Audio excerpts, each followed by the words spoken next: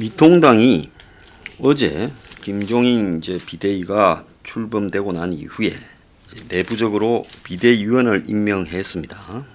그래서 이종배, 성일종, 김미애, 김현아, 그리고 청년 대표라며 김백민, 김재섭, 정원석 3명을 30대를 임명했습니다.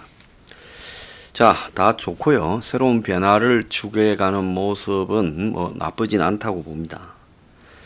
김종인 비대위원장은 경제민주화처럼 새로운 것 내놔도 놀라지 마라. 자, 이렇게 말했는데요. 자, 뭔 새로운 게 있는지 모르겠지만은 며칠 전에 언론에 나온 청년 기본소득제 같은 부분을 내놓겠다. 이런 이야기도 있어요. 자, 이 청년 기본소득이라는 부분이 과연 우리 실정에서 현 시점에서 맞는 것인가 하는 부분에 대해서 좌우를 떠나서 실행 가능성이 있는 일인가라는 부분을 지금 한번 우리가 생각해 봐야 될 필요가 있다는 겁니다. 자, 이분도 자신의 자서전이나 여태까지 입만 열면 국가 경제 운영에 박정희 정권 때부터 깊이 개입했다 이렇게 말합니다. 이분은 항상 이런 스타일로 말을 해요. 내가 다 이 부가가치세도 이야기했고 의료보험에도 관여해서 조언을 했고 다 했다. 그런데 관료들이나 이런 사람들이 잘 이해를 못하더라. 그래서 어떤 거는 그들이 말을 듣지 않아서 내지 못했다. 그래서 내 말을 들었으면 잘 됐을 것이다. 이 매사를 이렇게 이야기를 합니다. 잘 안 된 것은 관료들 문제고요. 그래서 자신이 시대를 앞서가는 어떤 중요한 정책의 브레인인 것처럼 이야기를 합니다. 자, 이분의 사고에 상당히 좌우를 가리지 않는 탄력적이고 그리고 시대보다 조금 앞서가는 부분이 있는 건 사실입니다. 문제는 뭔가 하면 이분이 이런 것들을 갖다가 하면서 책임을 진 적이 있는가라고 봤을 때는 저는 경제민주화를 주장은 했지만 이 사회에 경제민주화라는 부분이 제대로 정착되었는가, 그 다음에 어느 것은 정착되지 않았는가라는 부분에 대한 평가조차도 제대로 되지 못하고 있고 경제민주화의 실체가 뭔지에 대해서조차도 이제는 산으로 가버렸습니다. 근데 경제민주화 이상의 것을 내놓는다는 것이 자칫 지금 황당한 그야말로 이 좌파가 쳐놓은 프레임 안의 이벤트에 들어가는 이야기가 될 가능성이 높다라고 저는 보고 있습니다. 자, 기본소득은 이미 좌파 진영에서 광범위하게 이야기를 했고 경기도지사 이재명이 그런 부분을 또 여러 번 거론도 했습니다. 이 부분을 미통당이 도입한들 그것은 결국 지난 총선에서 문재인이 가구당 100만 원의 재난지원금을 주겠다는데 이후에 황교안이 두당 50을 불러서 더블로 불렀지만 결국 황교안이 그 부분에 영향을 미쳤다고 생각하는 사람은 아무도 없고 결국 문재인이 줬다고 생각하며 지금 쇠고기 사먹고 야단 났습니다. 그러지 않습니까? 다 문재인한테 고맙다 그러고 민주당 표 찍어줬지요. 지난 총선에 표가 쏠리게 하는데 결정적으로 금품살포에 의한 득표 효과를 얻었다고 보고 있습니다. 재난지원금뿐만 아니라 이제 애들 돌봄 쿠폰부터 노인 일자리부터 시작해서 다양한 형태로 또 다른 2조 원에 가까운 지금 지원도 하지 않았습니까? 자, 청년 취업이 어려운 것은 사실입니다. 그래서 민간의 일자리들이 코로나로 인해 더 사라져 버렸죠. 그러지 않아도 부족한 일자리인데요. 자, 인구는 지금 줄어들어가고 있습니다. 지금 상반기에 인구가 6천 명이 줄었니 하는 이야기가 지금 나오고 있어요. 자, 이런 인구 감소에서 지금 노령화는 초고령화 사회로 진입하면서 노인들 숫자는 폭증하고 당연히 노인들을 돌보는 데 들어가는 복지비용, 의료비용이 폭증하고 있습니다. 그래서 지금 의료 건보 재정이 문재인 케어와 더불어서 급속하게 적자가 지금 이렇게 나오고 있어요. 작년만 해도 4조가 훨씬 더 낮다. 지금 이런 이야기가 나오고 있습니다. 자, 그러면 누가 이 노인들에게 들어가는 비용을 부담을 합니까? 결국 현재의 이 노동에 종사하게 될 새로 진입하는 청년 세대가 지금 60대, 70대, 80대, 90대까지의 노인들을 먹여 살리는 부분입니다. 그러지 않습니까? 그거는 시대의 업보예요. 저희들 세대가 또 저희 이전 세대를 먹여 살려왔듯이 그건 서로 돌아가면서 하는 품앗인 겁니다. 자, 그런데 지금 20, 30, 40대는 이제 스타트해서 과거에 우리 세대나 우리 이전의 세대처럼 일자리가 없어져 버리고 있습니다. 코로나로 더더욱 없어져 버렸습니다. 아마 코로나 이후의 세상은 지금 코로나 이전에 어려웠던 청년들의 취업보다도 훨씬 더 어려워질 거예요. 자, 이 부분에 대해서 뭔가 대책을 마련해야 된다는 부분은 저는 공감을 합니다. 그렇지만은 그것을 청년 기본소득으로 준다? 자, 지금 일부 서울시나 경기도 같은 데서 주고 있지 않습니까? 많은 데서는 총 한 400만이 넘는 돈도 받을 수 있다고 그래요. 그런데 문제는 뭔가 하면 그것이 생산적으로 쓰여지고 있는 것인가? 또 그 돈은 어디서 나오는 것인가? 박원순이나 이재명이 자기 주머니에서 꺼내주는 것인가? 아니죠. 그럴 리 없겠죠. 결국은 서울시나 경기도의 예산으로 던져주는 겁니다. 그럼 서울시나 경기도는 자기들이 100% 작업을 하는가? 아니, 못합니다. 지금 대한민국에 제일 잘 나가는 서울시 경기도조차도 이렇게 재정 자립도가 크게 높지 못해요. 그럼 국가가 또 국고 보조금으로 대어주는 거고요. 결국 시에서 만들든 도에서 만들든 국고든 전부 다 국민의 세금에서 나가는 겁니다. 자, 국민의 세금이라는 것은 지금 당장 이 세수가 수조 원씩 적자가 났다. 작년엔 8조 이상 적자가 났다라는 이야기가 지금 나오고 있습니다. 작년에 세수가 8.5조, 8조 5천억이 적자 났다라는 이야기가 지금 있습니다. 올해는 훨씬 더 심해질 거라고 보고 있습니다. 자, 그러면 그 돈은 어디서 나옵니까? 가뜩이나 코로나니 뭐니 해서 쓸 일이 많은 속에서 청년들에게 기본소득을 줄 만한 그런 재정이 지금 대한민국에 어디에 있냐라는 겁니다. 그래서 뭐 공공재산에서, 이 공유재산에서 수입을 얻어내서 그걸로 지금 이 나눠주자, 이런 이야기를 하며 알래스카 예를 드는 부분에 대해 제가 말도 안 되는 소리 하지 마라 그랬습니다. 한국이 국가가 보유한 공공재산이 얼마나 있으며 거기서 얻어들일 수입이 있었으면 했지 안 했겠어요. 한국에서 석유가 나옵니까? 가스가 나옵니까? 뭐 히토류가 나옵니까? 우리 이 한국 땅에 있는 공유재산에서 수입이 나올 거라고는 아무것도 없어요. 도심에 있는 정부 보유 땅에서 임대료 나올지 모르겠는데 그게 얼마나 되겠습니까? 벌써 팔아먹을 것 다 팔아먹고 가진 것도 별로 없어요. 자, 그래서 지금 황당한 소리들을 좀 모질하는 사람들이 하고 있어요. 그래서 청년 기본소득이 어디서 나올 것인가? 자, 세수가 부족한데 기본소득을 나눠주려면 어디서 해야 되겠습니까? 국가 예산으로 기본소득을 청년들에게 다 준다면, 기본소득이라면 다 줘야 되잖아요. 20대, 30대를 다 준다고 하면 그 숫자만도 제가 봤을 때 한 7, 800만, 8, 900만 원 될 건데 그 숫자를 갖다가 다 기본소득을 준다고 하면 그 돈은 얼마나 되겠습니까?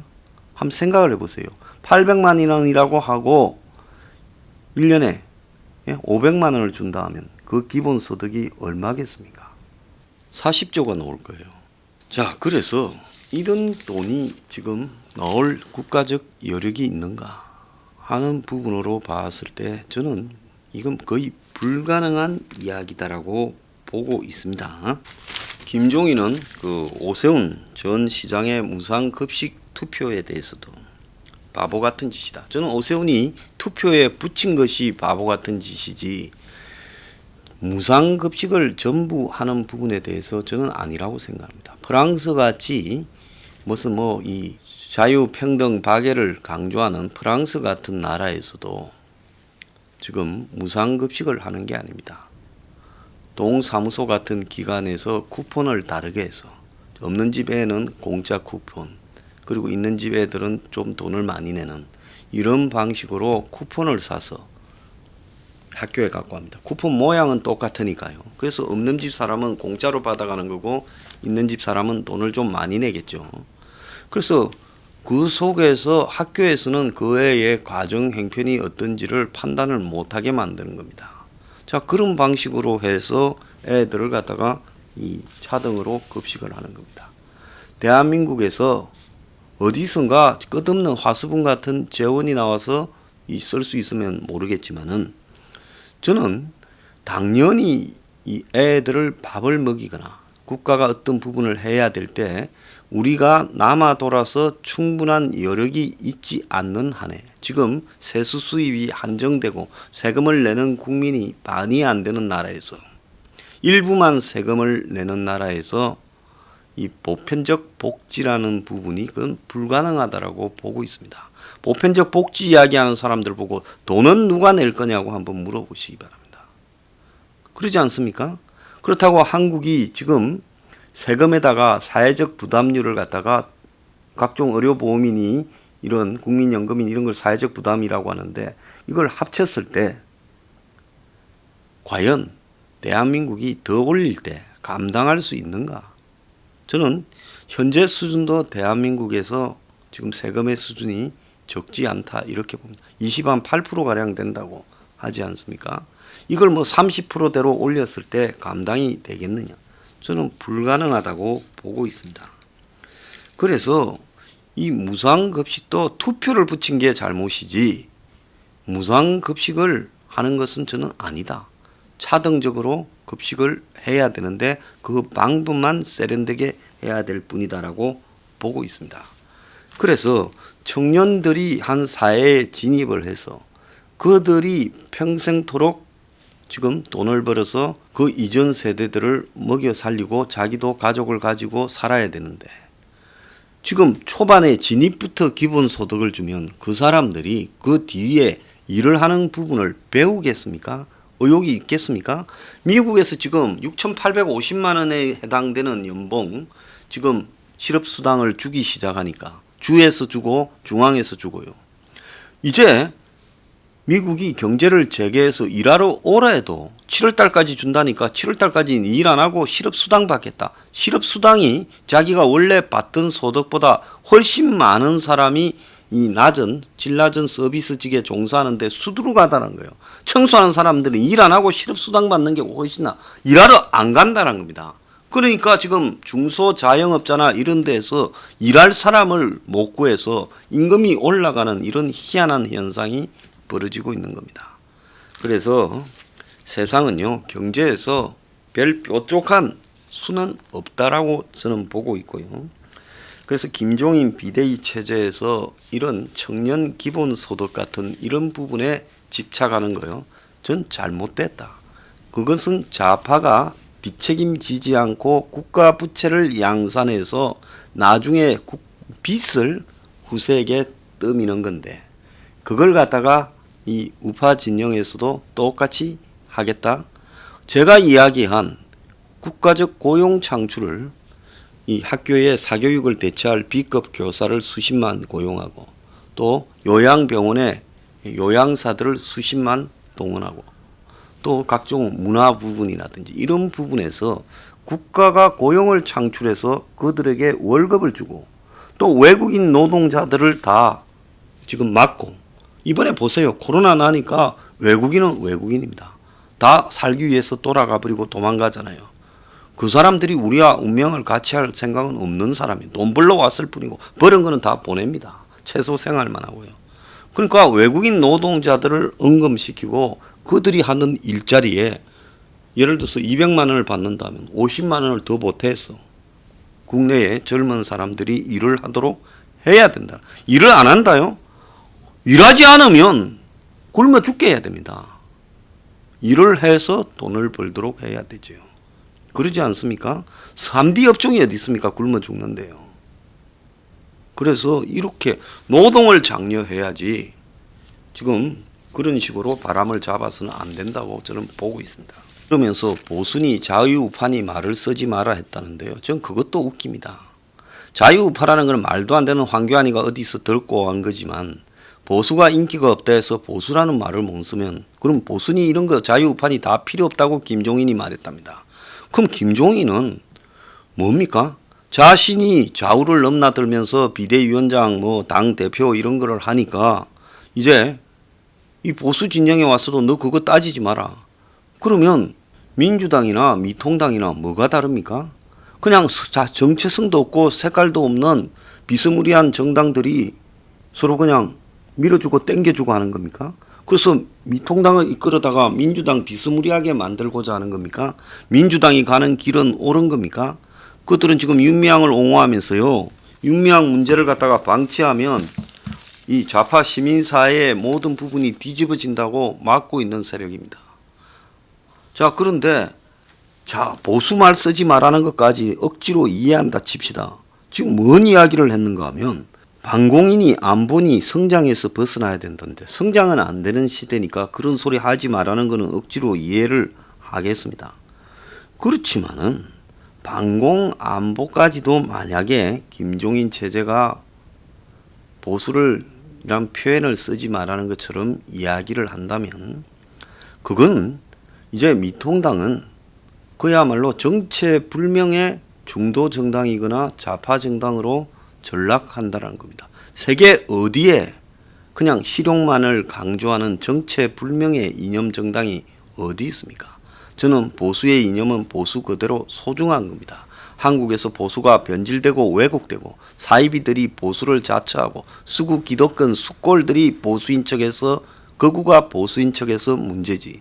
보수의 가치라는 것은 사회의 변화를 점진적으로 합의를 통해 온건한 방향으로 이렇게 추구해 나가고 그리고 내려왔던 지난 전통이나 관습도 존중해 가면서 시대에 따른 사회적 변화를 반영해 가는 것은 정치 체제로서 반드시 필요하다라고 생각합니다. 김종인은 미통당을 끌고 정체불명의 잡탕 민주당 이중대로 만들려고 하는가? 제가 그 문제를 질문하지 않을 수 없습니다.